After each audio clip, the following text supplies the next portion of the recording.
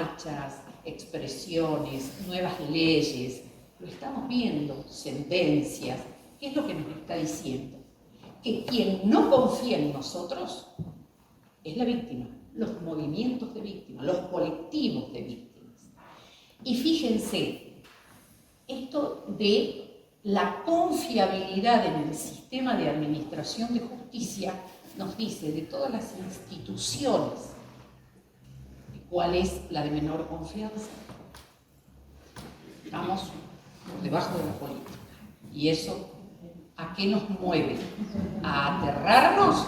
Sí, claro, pero también nos mueve para decir qué podemos hacer para revertir. Y no creer que esto se revierte con el trabajo de nuevas leyes, no, es con el trabajo de hormiguita de cada uno de nosotros. Y esto a veces parece desesperanzador, pero yo recuerdo a Eduardo Galeano que dice, muchas personas pequeñas, cada uno de nosotros somos personas pequeñas, en lugares pequeños, en Sabí, en Salta, en Chubut, en una fiscalía, somos personas pequeñas en lugares pequeños, haciendo cosas pequeñas, pueden cambiar el mundo.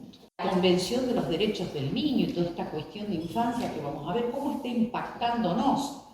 Convención contra la tortura. Y uno dice, ¿pero para qué? Bueno, en el caso Lucio, todavía nos estamos preguntando por qué no se aplicó la Convención contra la tortura y otras penas crueles, inhumanas o degradantes. Y si lo hay, en ese caso, ¿por qué no se aplicó? Porque se ve como que fuera algo que nos, ¿no?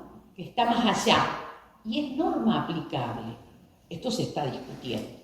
Entonces, tenemos todo un marco jurídico cuando hablamos de perspectiva victimológica, en lo regional, en lo nacional, en lo provincial.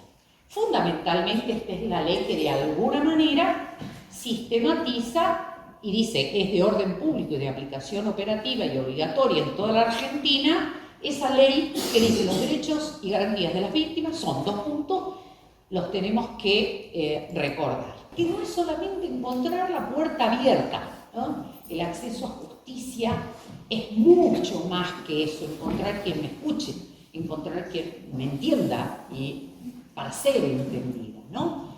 La información, etcétera, etcétera. El tratamiento justo, la reparación, la celeridad. Algo de esto vamos a hablar, porque todo el tema de reparación está dando mucho que hablar, fundamentalmente por juicios que...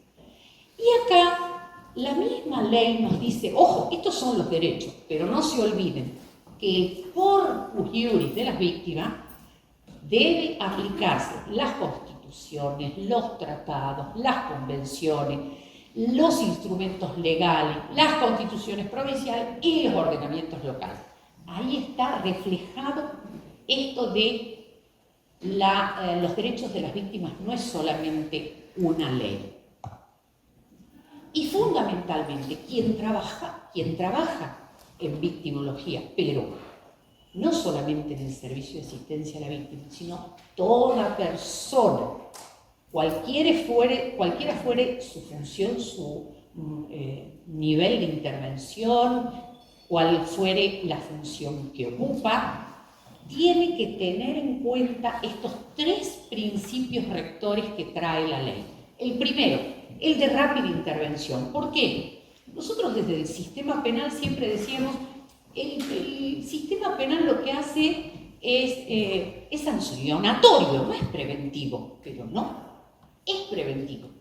Es preventivo porque cuando nosotros desarrollamos intervenciones adecuadas, estamos previniendo que el hecho de violencia se reitere, se agrave y muchas veces termine en hechos fatales. Entonces esto ya lo tenemos claro.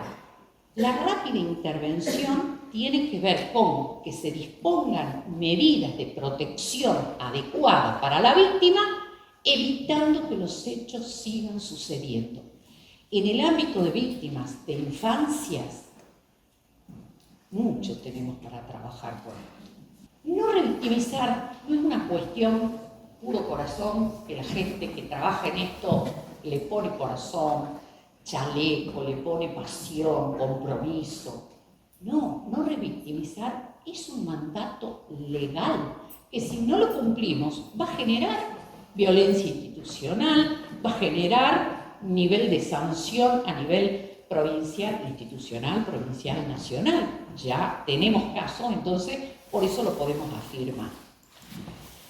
Pero además, las mismas reglas de Brasilia nos dicen qué es revictimizar, porque a veces, en el derecho sobre todo, tenemos que tener como conceptos claros.